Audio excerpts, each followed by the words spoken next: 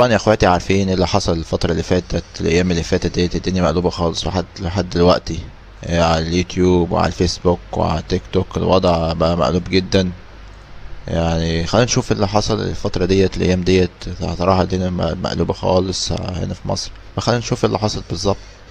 الحكاية ايه، القصة، الحوار بالظبط، نشوف ايه الوضع. نشوف مع بعض الفيديو ده، خلينا نشوف ايه اللي حصل بالظبط، هنشوف القصة والحكاية كلنا مع بعض، خلينا نشوف.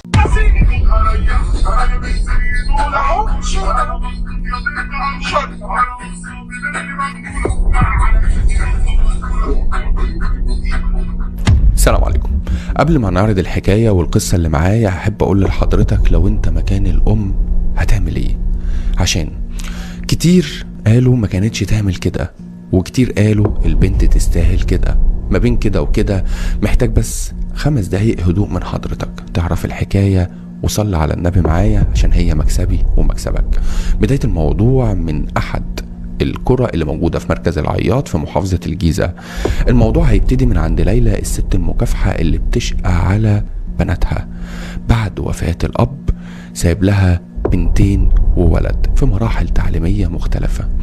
ليلى المعاش مش مكفيها، فقالت اللي هي مش هتستنى تشحت من حد أو تستنى تجيب فلوس من حد.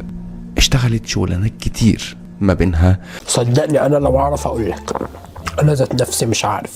شغالة في البيوت، ما بينها بتبيع خضروات، ما بينها شغل لا داعي ليه، بس اللي داعي ليه او المفترض اللي حضرتك تفهمه ان هي اشتغلت شغلانات كتير قوي عشان تربي عيالها بالحلال.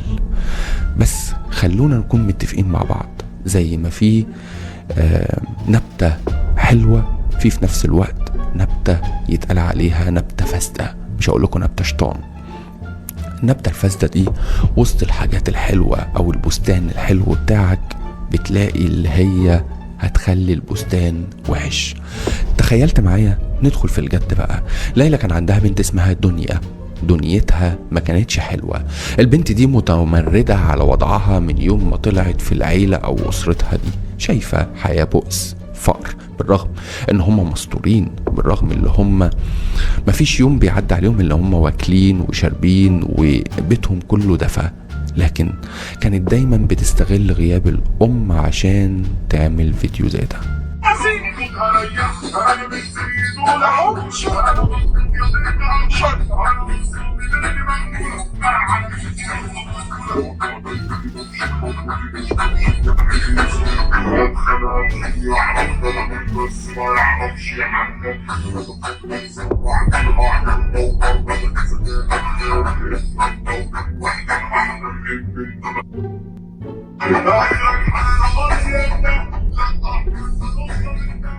أكيد فيديو زي ده لا يليق بست بتخدم في البيوت، بتشقى وبتكافح عشان خاطر تربي عيالها بالحلال.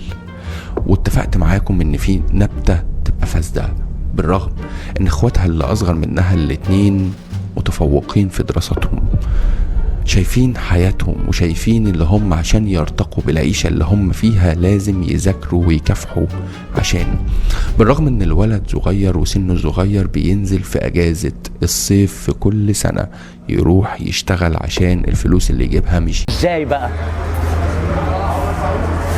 انا عايز حضرتك تقنعني ازاي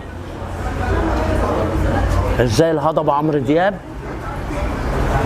تخيلوا انك تشاهد بث المباشر جمع نقاط حولك الشتات. كيف 360 شدة؟ كم نقطة؟ 999 نقطة. عدنا هنا 325 شدة، 3999 نقطة. 60 شدة 5 نقاط. تخيلوا عندك شو كمية الشدات راح تشتريها. 240 شدة 4799 نقطة. عندك 180 شدة 4699 نقطة.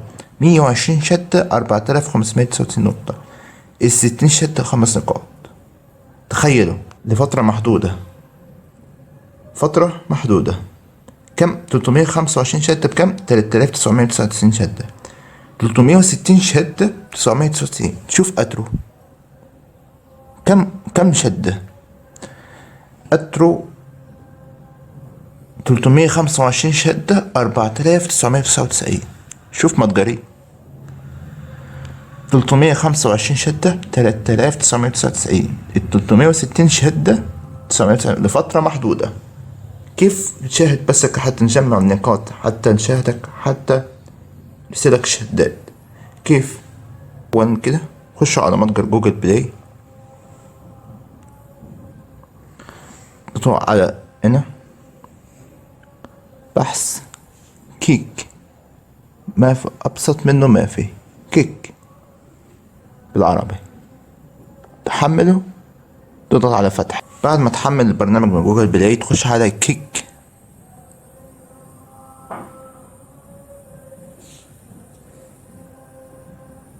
راح يجي لك تعمل حساب على جوجل.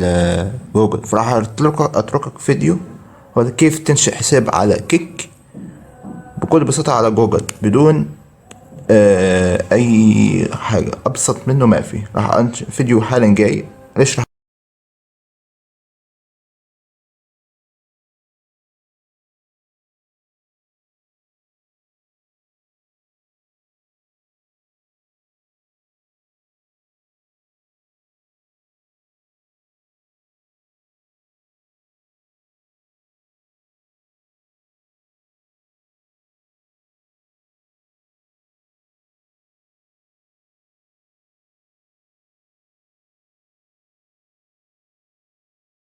لما تنشئ حساب على كيك. طبعا خش على هنا السيرش او البحث هنا اهو، تضغط اكتب كده GAMEBLAYS 5 بهذا الشكل.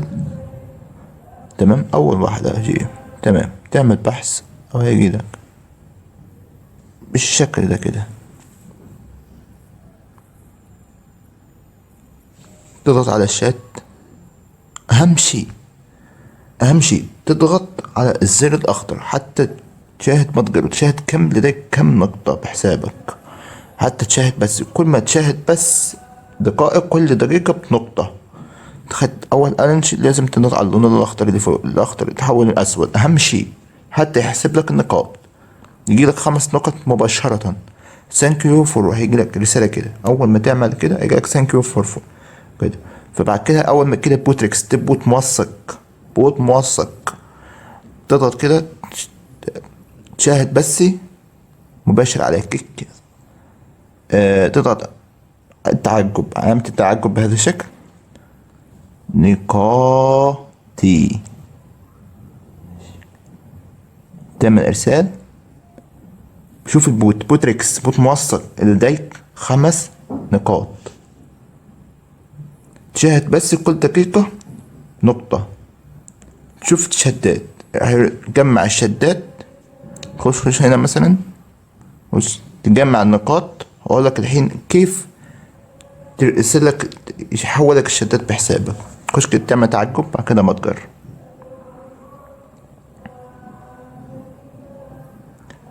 تفضل هذا رابط متجر القناة.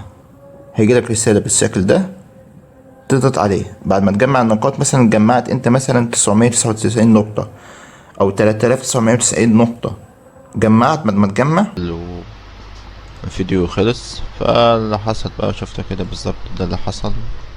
هو شفت الفيديو. فطبعا كده يا اخواتي وصلنا لنهاية الفيديو، واشوفكم خير باخبار جديدة وقصة جديدة من قصص التيك توكر. بس اشوفكم خير.